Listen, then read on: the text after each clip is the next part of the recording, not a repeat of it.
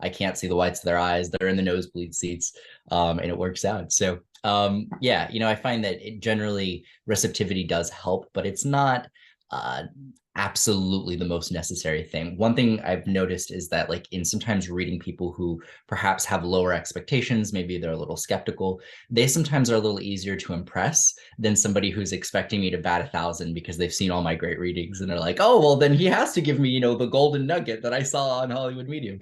So sometimes it actually helps when people maybe aren't sure what to expect. It makes it easier to meet that kind of fluid expectation. Right, where that person's sitting there and they're like, maybe I don't want it to be me, and then it is them. Exactly.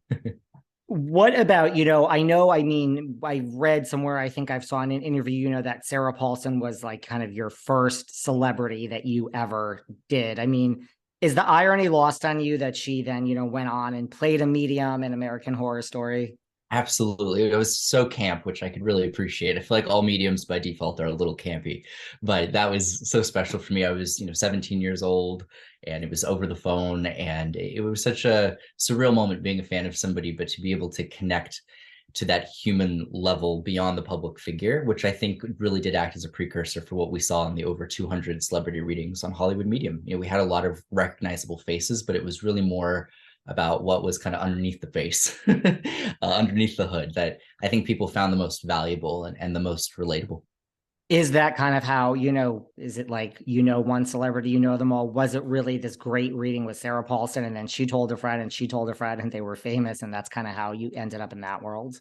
It was kind of one of many different avenues that I was able to kind of take. But ultimately, at 19, going on the Kardashians, really did change things, as that show tends to do. And, ultimately from there, it just kind of took off and I was able to read a number of different people. But my original goal was to become a hospice nurse. I graduated high school when I was 16, and life just took a very different direction. So Did Sarah Paulson reach out to you and get advice? I mean, is there a little bit of Tyler Henry in this performance of hers? I could think it might have been before, because I would love to take credit for that role, but I think she might have filmed that before we got to meet. I can't remember the timeline, but no, I expect more medium, renditions from her.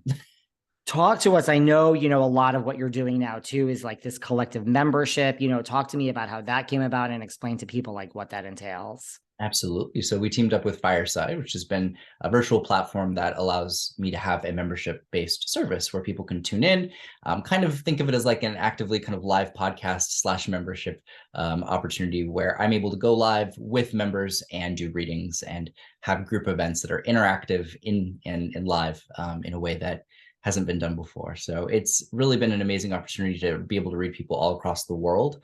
Time zones are oftentimes difficult for people, and having to travel can sometimes logistically present challenges. So to be able to do that from your bedroom, wearing your pajama pants, people can tune in all across the world and potentially receive and at the very least watch readings.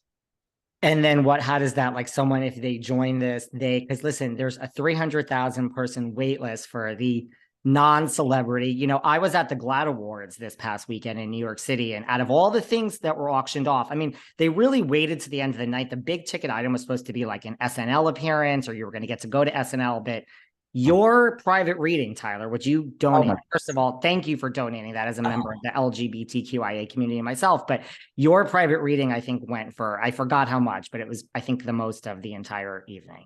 Well, that means a lot, especially when it's for such good causes like charity. And even with the collective, a portion of those proceeds goes to one of my favorite charities, Project Angel Food, which helps combat hunger all across Southern California. So So I think, like, the Fireside, like, this collective membership, it's a way to kind of maybe be chosen for a reading as well. absolutely, it definitely lends an opportunity to be a part of the experience and to see it in an unedited way. There's so much cynicism around television, and when it comes to reality TV, I mean, understandably, but I think there's something really beautiful about being able to see things in an unfiltered, unedited way. It really speaks to just the impact that it has in a person's life versus seeing, sound bites and things cut together.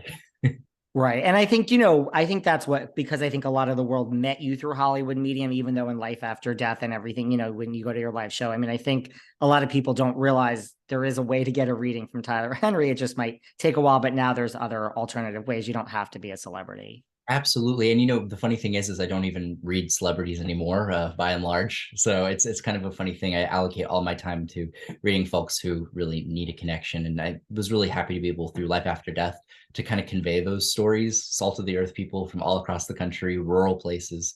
So that's really where there's a need, you know, more than just Hollywood. We've seen on both shows you've been on and in your live show, we see the scribbling, we see the pads. Is that like a medium thing or is that a Tyler Henry thing? You know, other mediums have definitely done it before. I can't say I originated it, but it's something I've definitely used as a way to just kind of connect. It's really not about anything that gets written on the page itself. It's more the process of scribbling that just kind of gets me into an altered state of mind. Think of it like an active daydream, and scribbling just kind of allows me to doodle, equivalent to like what we do when we're on the phone, you know, and you're just kind of like, oh yeah, okay, you know, you doodle. Very similar in its mechanism of kind of creating that change.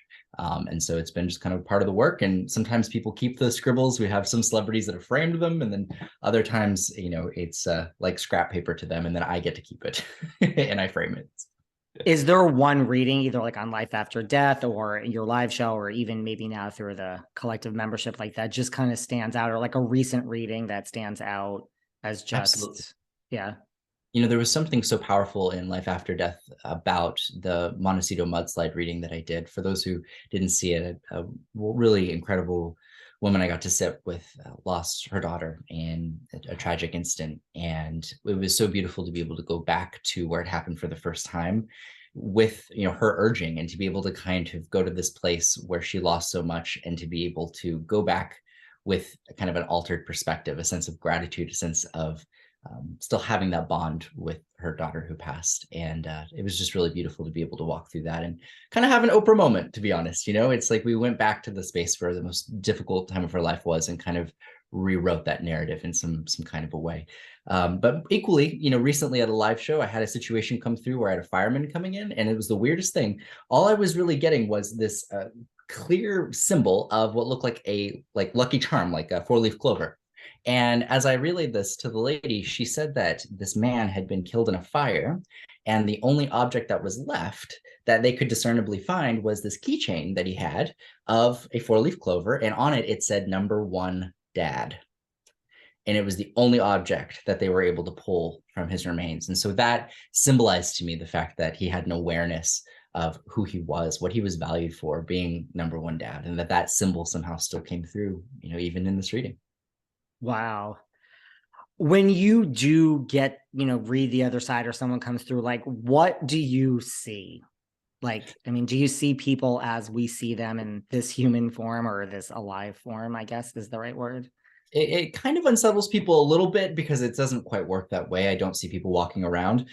Generally, I kind of say I see more their messages than I really see them. So when I do a reading, I liken my body to kind of that of a canvas, and whatever comes through kind of paints the picture. And, you know, the kind of colors it can use are my senses. So sometimes I'll get a taste, a smell. Sometimes I'll hear things internally, almost like a song being stuck in my head.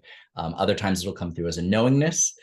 So there's all these different kind of facets of which information can come through. And the key is being able to kind of discern and intuit how information is coming in, what it means, and